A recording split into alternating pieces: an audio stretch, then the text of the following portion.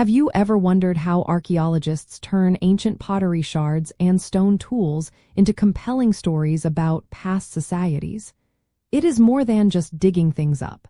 It requires a sophisticated framework to make sense of what they find. Archaeological theory serves as the essential lens and framework through which archaeologists interpret material remains. It provides the guiding principles and questions that transform raw data into meaningful insights about human history and culture. Without theory, archaeology would simply be a collection of isolated facts, lacking deeper explanation and understanding. The why behind theory is rooted in the complex nature of human behavior and the fragmented record left behind. Imagine two archaeologists looking at the same set of animal bones at a site. One, influenced by processual theory, might ask how these bones reflected past environmental adaptation or subsistence strategies, viewing human culture as a system responding to external pressures. They might focus on quantifiable data like species ratios and butchery marks to reconstruct diet and economy.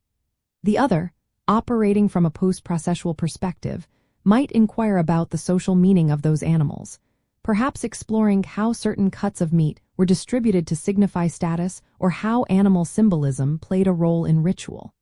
They would seek evidence for agency, meaning, and power relations. These differing theoretical viewpoints directly shape the questions asked, the data considered relevant, and ultimately, the interpretations formed. Theory is not a single dogma, but a diverse toolbox of ideas, each offering a unique perspective on understanding the past. It prevents us from projecting modern biases onto ancient peoples, encouraging instead a rigorous and reflective approach to interpretation. So, how do archaeologists put theory into practice? Theory guides the entire research process, starting with the very first question. It informs which sites are chosen for excavation, what types of data are collected, and how those data are analyzed. For instance, a Marxist theoretical approach might lead an archaeologist to look for evidence of social stratification or economic inequality in a settlement pattern. Conversely, a cognitive archaeological framework might prompt a focus on symbolic systems, ancient belief structures, or the evolution of human thought as expressed in art or architecture. Essentially, theory provides a structured way to connect observations from the archaeological record to broader human behaviors and societal dynamics. It helps to build bridges between tangible objects and intangible ideas. A key concept in this process is something called middle-range theory, or middle-range research. This is not some abstract philosophical concept, but a practical method developed to link archaeological observations to actual human behaviors.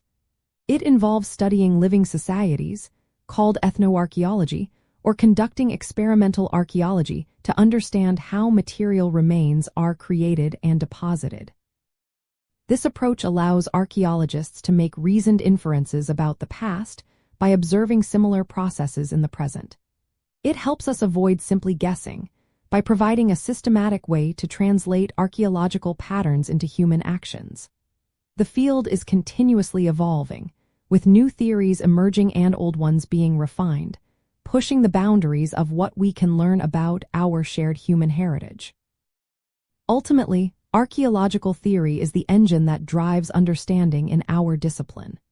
It transforms mute artifacts and ancient landscapes into eloquent narratives of human experience. By providing a diverse array of conceptual frameworks, theory empowers archaeologists to ask deeper questions, explore richer meanings, and construct more nuanced and insightful interpretations of the past. It ensures that archaeology remains a dynamic and intellectually vibrant endeavor, constantly challenging us to refine our understanding of who we are and where we came from.